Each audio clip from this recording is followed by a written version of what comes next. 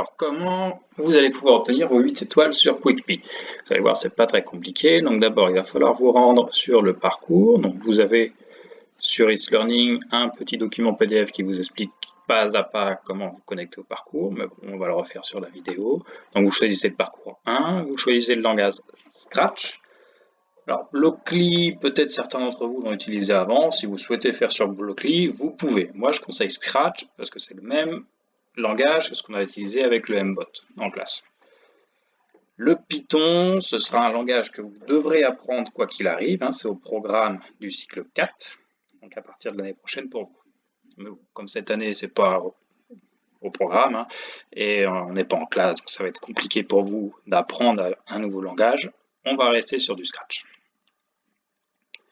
Ce code-là, c'est le code qui vous permet de reprendre votre parcours si jamais vous vous arrêtez pour aller manger, pour aller dormir ou parce que la connexion se coupe. Donc notez-le, c'est indispensable, le parcours est long, il m'a fallu moi 2 heures pour le faire en entier. Donc, comptez 4 à 6 heures pour vous si vous le souhaitez faire en entier. Donc c'est quasiment impossible de le faire d'une seule traite. Donc notez ce code pour le reprendre, le parcours, en plusieurs fois. Une fois que vous l'avez noté, vous pouvez commencer l'épreuve. Alors comment ça fonctionne? C'est comme le concours Castor. Vous avez 8 épreuves. Introduction, donner votre avis ne compte pas. Simplement, il suffit de cliquer dessus et vous avez les étoiles. Donc 8 épreuves. La première, c'est la mélodie. La dernière, cerveau chronométré. Ils sont plus ou moins dans l'ordre de difficulté. Je vais vous faire la première étoile sur la mélodie. Donc vous avez ici les versions. Vous pouvez bien sûr commencer directement par la version la plus dure si vous le souhaitez. Je vous conseille plutôt de les faire dans l'ordre. Et qu'est-ce qu'on va faire? Premier objet connecté, c'est le buzzer. Le buzzer, c'est un actionneur qui permet de faire du bruit. Vous avez toujours donc la consigne, pour votre premier objet, activer le buzzer pour jouer un son. Donc, ce qu'on doit faire, c'est faire jouer un son au buzzer. Vous avez toujours des petites aides en bas. Si vous cliquez dessus, vous avez du petit texte qui vous explique comment ça fonctionne, comment créer un programme, comment utiliser le buzzer, on, off. Donc, par exemple, allumer le buzzer, ce bloc sert à faire sonner le buzzer, et ainsi de suite, la fréquence. Vous avez toujours des explications, je vous conseille de les lire si vous avez un doute. Et on va faire le premier. Donc, il faut simplement activer le buzzer. Donc, ici, vous avez les commandes disponibles, et ici, vous avez votre programme dans la partie blanche. Pour compléter votre programme, vous prenez les commandes de la partie que vous avez à votre disposition, vous les faites glisser dans la partie du programme qui vous intéresse. Une fois que votre programme est terminé, vous allez dans la partie valider et vous appuyez sur play. Le programme s'est testé, ça a fonctionné. Alors ça va très vite dans certaines parties, donc on ne se rend pas compte, mais bon, ça marche. Donc moi je ne vais pas passer à la suite. Voilà, c'est validé, on l'a fait.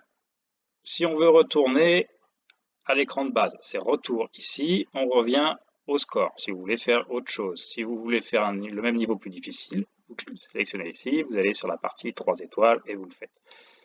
Par exemple, là, sur le deuxième, je ne vais pas le faire, mais je vais quand même vous le lire. On doit écrire un programme qui joue la note La. Attention, La, d'un point de vue ordinateur, c'est la fréquence 440 Hz. Et il faut qu'elle la joue pendant 1 seconde. Donc vous avez un petit peu plus de blocs à votre disposition, c'est à vous d'utiliser ces blocs pour répondre au principe de fonctionnement demandé. Alors, il vous faut 8 étoiles. Vous voyez, si vous faites le niveau 1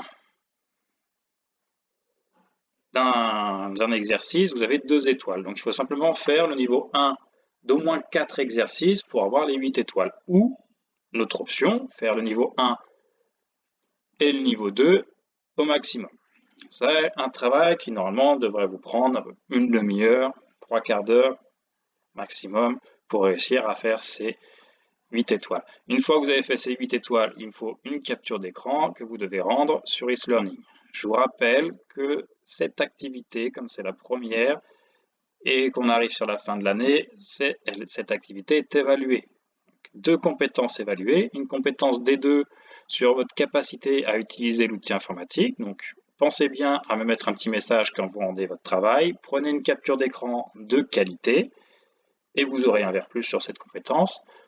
Deuxième compétence, c'est votre capacité à résoudre des problèmes technologiques. Donc, si la sélectivité. C'est-à-dire, si vous avez les 8 étoiles, vous aurez un verre plus. Si vous mettez que 6 étoiles parce que vous n'avez pas réussi à en avoir 8, ou parce que vous n'avez pas pris le temps d'avoir 8, parce que, à mon avis, tout le monde peut avoir 8 étoiles, dans ce cas-là, vous aurez seulement un verre. Bon, amusez-vous bien.